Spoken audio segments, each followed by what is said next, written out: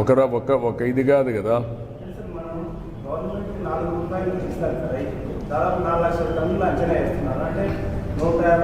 అది ఇచ్చామ్మా. దానికి నేను రేపు అన్నీ మీరే కొనాలన్నా కూడా ఎక్కడ కొనగలుగుతామంటున్నా. క్రాప్ మేనేజ్మెంట్ ప్యాటర్న్ కూడా చేంజ్ చేయాలి. అందుకే ఎప్పుడు రాష్ట్రంలో ఎక్కడ ఇవ్వని విధంగా 200 నుంచి 250 కోట్ల రూపాయలు అవుతుంది మనం ఇచ్చే సబ్సిడీ కూడా ఒక్క మ్యాంగో రైతులకే. అది కూడా మనం ఇస్తున్నాం. మిగిలిన విషయాలన్నీ కూడా మాట్లాడతాం. మధ్యాహ్నం అందరితో మాట్లాడి ఏ విధంగా మనం చేయగలుగుతాం అన్ని విషయాలు చేస్తాం. నిజమేనాయా? ఏం చేయాలంటున్నా? ఎవరు పెట్టాలి? టీటీడీ పెట్టాలి. వాళ్ళు ఏమంటారు? మేము ఎందుకు చేయాలంటే మళ్ళీ అవన్నీ విషయ సర్కిల్స్ కదా. భక్తుల యొక్క సెంటిమెంట్స్ కూడా మనం చూసుకోవాలి కదా.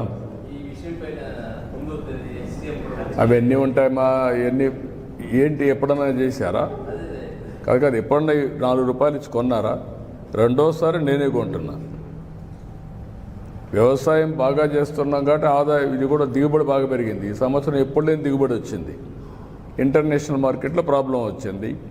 అదే సమయంలో గవర్నమెంట్ ఆఫ్ ఇండియా కూడా రిక్వెస్ట్ చేశాను, ఈ జ్యూసెస్ కానీ వీటన్ని ట్యాక్స్ వేయద్దని. We are working all these things, will sort it out. రైతు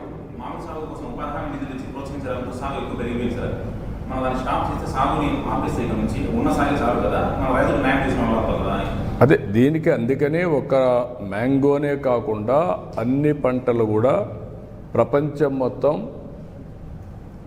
ఆహారపు అలవాట్లు మారాయి. ఎప్పటికప్పుడు పళ్ళు తినేది ఎక్కువైంది. రెండోది కూరగాయలు ఎక్కువ అవుతున్నాయి. ఈ రెండు వచ్చినప్పుడు రాయలసీమ అనుకూలమైన ప్రదేశం కాబట్టి మనం ప్రమోట్ చేశాం. దీన్ని ఏ క్రాపులు పండించాలి అనే దానిపైన నిరంతరం కూడా మనం పర్యవేక్షిస్తాం. పండించిన పంట వాల్యూ అడిషన్ కూడా ఫుడ్ ప్రాసెసింగ్ కూడా వెళ్ళాలి. అందుకే ఈరోజు తమిళనాడులో కర్ణాటకలో లేనటువంటి ఫుడ్ ప్రాసెసింగ్ మన దగ్గర ఉన్న మన గొడవలు కూడా జరిగాయి. మీరు చూశారు కర్ణాటకలో. వాళ్ళంతా ఇక్కడ తీసుకొస్తామంటే మనకే చాలదని చెప్పి మనం చెప్పాం. ఇంకా చేయాల్సిన అవసరం ఉంది. ఫుడ్ ప్రాసెసింగ్ రావాలి, ఇంటర్నేషనల్ మార్కెటింగ్ రావాలి. స్టాప్ చేయాలంటే ఏ పంట వేయాలి కూడా వర్కౌట్ చేయాలి కదా. రాను రాను ఆధునీకరణలో తర్వాత రెండో విషయం కూడా మీరు చూస్తే ఫుడ్ హ్యాబిట్స్ మారిన తర్వాత దీనికి తగినటువంటి ఇది కూడా మనం తయారు చేయాలి. ఒకప్పుడు దిగుబడులు తక్కువ ఉండేటివి, ఇప్పుడు దిగుబడులు బాగా పెరుగుతున్నాయి. ఒకప్పుడు చిన్నప్పుడు నేను చూసినప్పుడు మామిడి ఇంటికే వాడేవాళ్ళం. మీకు కూడా ఐడియా ఉంది. ఇంటి కోసం చెట్లు వేసేవాళ్ళం. ఆ చెట్లు వచ్చే పంట తర్వాత వాణిజ్య పంటగా తయారైంది. అంటే ఎవరికొకరికి ఇచ్చి ఈ చెట్లు ఇంత పంట ఉంది నువ్వు కొనుక్కోమనేవాళ్ళు. వాళ్ళు వచ్చి హార్వెస్టింగ్ చేసుకొని వెళ్ళేవాళ్ళు. అది నెక్స్ట్ ఫేజ్. ఇప్పుడు దాన్ని నేను కానీ హార్టికల్చర్ అంతా ప్రమోట్ చేసి తెలుగుదేశం వచ్చిన తర్వాత డ్రిప్ ఇరిగేషన్ కూడా పెట్టి అంత మునుపంతా వానాకాలం పంటది. ఎప్పుడు నీళ్లు పెట్టేవాళ్ళం కాదు, ఇప్పుడు నీళ్లు పెడుతున్నాం. నీళ్లు పెట్టినప్పుడు పంట కూడా బాగా వస్తుంది. 2-3 వెట్టింగ్స్ ఇస్తే మంచి దిగుబడి వస్తుంది. అలాంటి ఆధునికమైన ఇప్పుడు కొత్తగా మీరు చూస్తే కవర్స్ కూడా ఇచ్చాం ఫ్రూట్ కవర్ చేయడానికి. అది కానీ వస్తే వాల్యుయేషన్ పెరుగుతుంది. మనకు పంట కూడా వాల్యుయేషన్ పెరుగుతుంది. ఎందుకంటే ఏ పంట కూడా ఏ మామిడికి కూడా ఒక విధంగా పండు డ్యామేజ్ కాదు. ఆ మచ్చలు కానీ సైజు కానీ ఇవన్నీ బ్యూటిఫుల్గా వస్తాయి. అలాంటి వినూత్నమైన ఆలోచనలతో మనం ముందుకు పోవాల్సిన అవసరం ఉంది. ఈ సమస్య అట్మోస్ట్ ఎఫిషియెంట్గా పరిష్కారం చేస్తాం.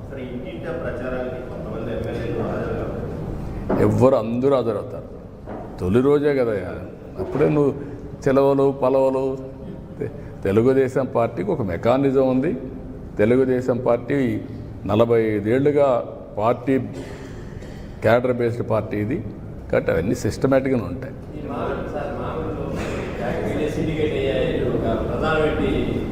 వాళ్ళు సిండికేట్ అయ్యేది కాదు. ఇక్కడ డిమాండ్ సప్లై సిండికేట్ అనేది అది సెకండ్ ఇష్యూ. మనం 4 రూపాయలు ఇచ్చినా మేము కొనలేమంటున్నారని మీరు అర్థం చేసుకోవాలి.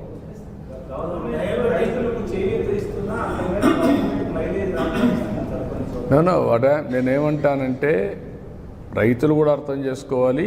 రాజకీయాలు ఎప్పుడూ ఉంటాయి. ఏమీ చేయని వాళ్ళు శివ రాజకీయాలు చేస్తూ ఉంటారు ఇప్పుడు నేను అడుగుతున్నా, ఎప్పుడైనా 1 రూపాయి ఇచ్చారు చిత్తూరు రైతాంగానికి? ఎప్పుడన్నా కానీ డ్రిప్ ఇరిగేషన్ ఇచ్చారా? మరి వీళ్ళు మాట్లాడడం ఏంటి?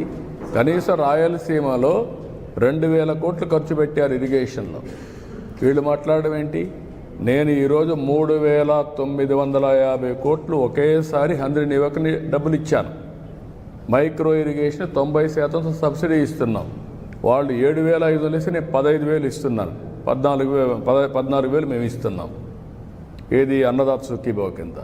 కాబట్టి అన్ని ప్రోగ్రామ్స్ అన్నీ రివైవ్ చేశాం.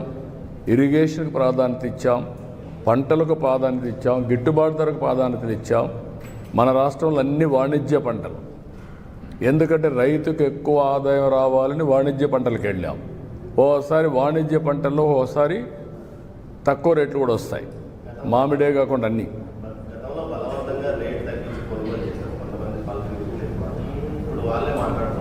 అదే నేను వీళ్ళు చేసిన ఎవరైనా కానీ ఫ్రీగా మాట్లాడే పరిస్థితి ఉంది 5 ఏళ్ళు, ఫ్రీగా రాసే పరిస్థితి ఉంది 5 ఏళ్ళు. వీళ్ళు వచ్చి కథలు మాట్లాడుతున్నారు. బలవంతంగా చేసి దాంట్లో కూడా కమిషన్లు కొట్టిన వాళ్ళు వచ్చి మాట్లాడుతున్నారు. కమిషన్లు వాటాలు తీసుకున్న వాళ్ళు వచ్చి మాట్లాడుతున్నారు. ఇప్పుడు ఎంత అజిటేషన్ అయింది రైతుల్లో. మా దీన్ని బలవంతంగా చేస్తున్నారు, వాటాలు తీసుకుంటున్నారు, మాకు వచ్చే డబ్బులు వీళ్ళు కొట్టేస్తున్నారని చెప్పి కూడా పెద్ద గొడవలు అయినాయి. కాబట్టి ఇవన్నీ ఉన్నాయి. అందుకే నేను మీకు అనేది అంటే ప్రభుత్వం ఒక బాధ్యత కలిగిన ప్రభుత్వం. ఏ చిన్న విషయాన్ని కూడా యాజ్ ఇట్ ఈజ్ వదిలిపెట్టడం లేదు. అట్మోస్ట్ సమర్థవంతంగా ఆ సమస్యను పరిష్కారం చేస్తున్నాం. అందుకే మధ్యాహ్నం రమ్మన్నాను ఇద్దరిని మాట్లాడి దీన్ని లాజికల్గా ఇప్పటికే చాలా వరకు 60% ప్రొక్యూర్మెంట్ అయిపోయింది.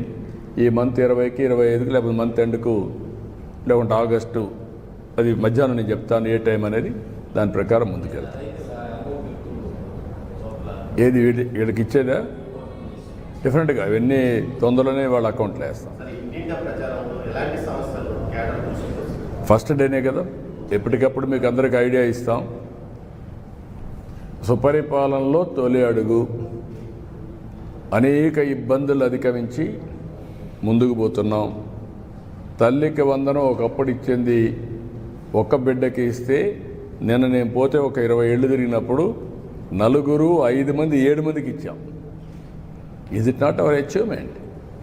7 మందికి ఇచ్చామంటే 1,05,000 రూపాయలు ఒక కుటుంబానికి, ఒక తల్లికి వందనం కింద ఇచ్చిన ఘనత తెలుగుదేశం పార్టీది. అదే మరిగా పెన్షన్ ఒకేసారి 4,000, 6,000, 10,000, 15,000 ఇచ్చాం. ఇది ఎక్కువ ఇచ్చినప్పుడు కొంతమందికి ఆశలు కూడా పుడతా ఉంటాయి.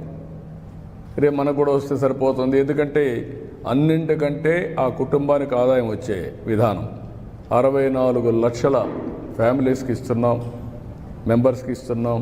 టోటల్గా మీరు చూస్తే 34,000 కోట్ల రూపాయలు ఇస్తున్నాం. పేదల సేవలో మొదటి తారీఖు వస్తే గ్రామాలు కళకళలాడే పరిస్థితి వచ్చేది. ఎప్పుడు ఇచ్చారు అడుగుతున్నా. 5 ఏళ్ళు 250 పెంచుకుంటూ పోయి ముక్కుతూ మూలుగుతూ ఇస్తే అది గొప్ప. నేను రెట్రాస్పెక్టివ్ ఎఫెక్ట్ ఇచ్చాను. ఏప్రిల్ నుంచే పెంచిన పింఛన్లు ఇచ్చాను. ఎవ్రీ మంత్ ఫస్ట్ తారీఖున 6 నుంచి 8కి 2 అవర్స్లో పెంచేస్తున్నాం. ఒకప్పుడు దీనికోసం ఒక వాలంటీర్లు పెట్టి, ఆ వాలంటీర్లు అనవసరంగా ఇబ్బంది పెట్టి, ఆ రోజు మీరు చూశారు.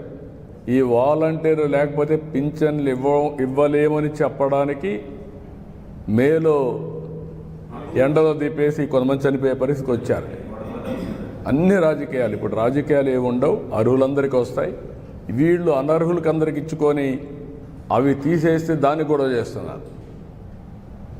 అంటే మీ ఇష్టమేంటమ్మా, మీరు మీ కార్యకర్తలకు ఇచ్చేయడం. బ్రహ్మాండంగా ఫిజికల్ ఫిట్నెస్ ఉంటాడు, వాడు వికలాంగుడు, వాడిని ఏమనాలి? అలాంటి వికలాంగులందరినీ ఇస్తే అసలైన వాళ్ళు ఏమవుతారని అడుగుతున్నా. ఇది public money.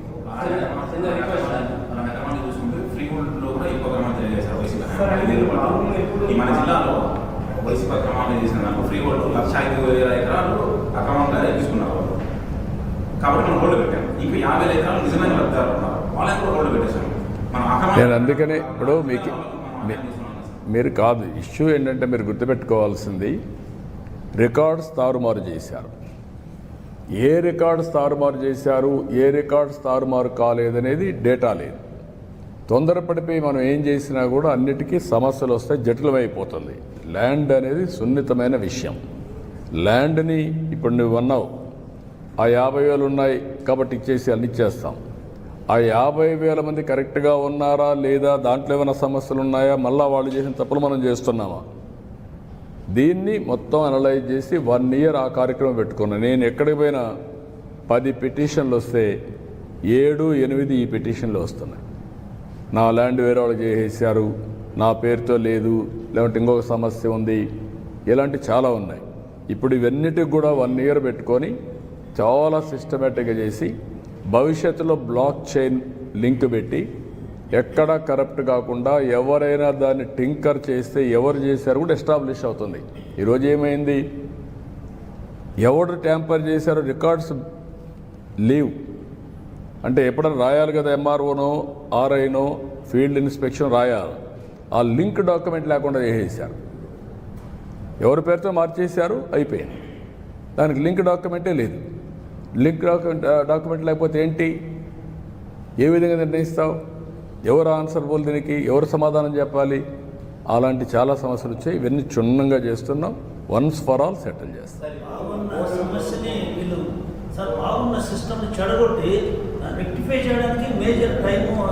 That is what I'm saying. ఒక ఆంధ్రప్రదేశ్ రాష్ట్రం ఒకప్పుడు land records one of the best land records. నేను సమైక్య ఆంధ్రప్రదేశ్, నాకు తెలంగాణలో ప్రాబ్లం ఉండేది. తెలంగాణలో ప్రాబ్లం నిజాం చట్టం, అది ఒక ల్యాండ్ 10 మంది దానం చేసేవాళ్ళు. ఆంధ్రప్రదేశ్ చట్టం బ్రిటిష్ చట్టం, ఇది స్ట్రిక్ట్గా ఉండేవాళ్ళు. అందుకే ఒరిజినల్గా మీరు చూస్తే, నేను చిన్నప్పుడంతా కూడా మీరు కూడా చూసి ఉంటారు, జమాబందీ ఇవన్నీ పెట్టి ఊర్ల వారీగా మీటింగ్లు పెట్టి, కేఎం విఎం మీటింగ్లు పెట్టి, ఎంఆర్ఓ ఆఫీసులో ఆర్డీఓ అప్పుడు తహసీల్దార్ ఉండేవాడు, తహసీల్దార్ ఆఫీస్కి వచ్చి అవన్నీ సెటిల్ చేసేవాడు. నా ఆస్తి నా పేరుతో ఉందో లేదో చెక్ చేసుకునేవాళ్ళం. అలాంటి వ్యవస్థలన్నీ వీళ్ళు ఒక మంచి వ్యవస్థను కూడా నాశనం చేసే పరిస్థితికి వచ్చారు.